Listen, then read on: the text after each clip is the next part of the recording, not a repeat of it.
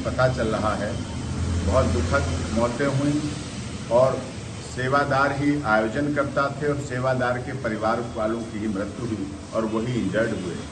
उसी में देव प्रकाश मधुकर जो आयोजन कर्ताओं में थे, इंजीनियर के पद से हैं और बहुत सुलझे हुए, बहुत सामाजिक व्यक्ति हैं, परंतु उनका एफआईआर में नाम है, एफआईआर कटी है उनके खिलाफ।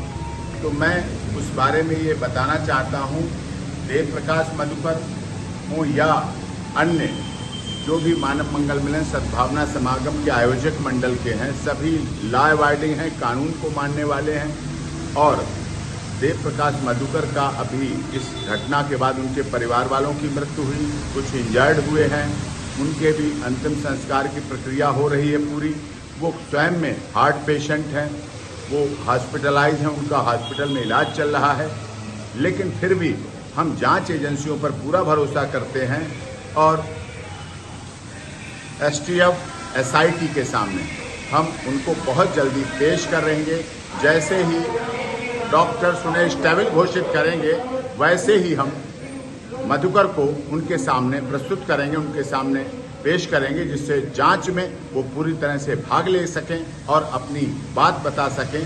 बस डॉक्टर के स्टेबल होने का इंतजार है। जैसे डॉक्टर स्टेबल उन्हें डिक्लेयर कर देते हैं क्योंकि मानसिक रूप से भी बहुत पीड़ित हैं, उनके सामने सब असामाजिक तत्वों ने पूरी तरह से उनकी संगति को कुचला, मारा और मौत हुई, जिसका परिणाम ये हुआ है।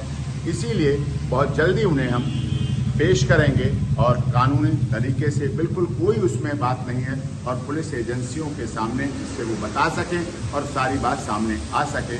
अभी हम यहाँ से मैनपुरी से एटा हॉस्पिटल में जा रहे हैं, वहाँ इंजर्ड हैं, उनसे मिलेंगे और उसके बाद जो जन्मभूमि है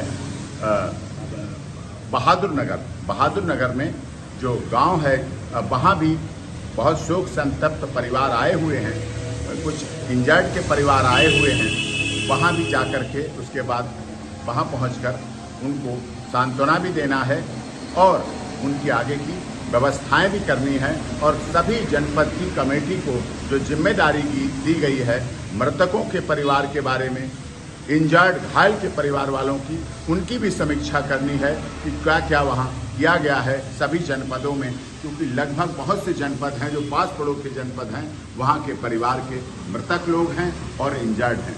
इसीलिए मानव मंगल मिलन सद्भावना समागम की तरफ से वहाँ बहादुर नगरी, जो कि नारायण साकार हरि का जन्म स्थान भी है, और वहाँ आश्रम पर जाकर ये सारी कार्रवाई को आज ही लगभग हम वहाँ 2 बजे पहुँच जाएंगे और 1 बजे इसमें हॉस्पिटल एटा में होंगे।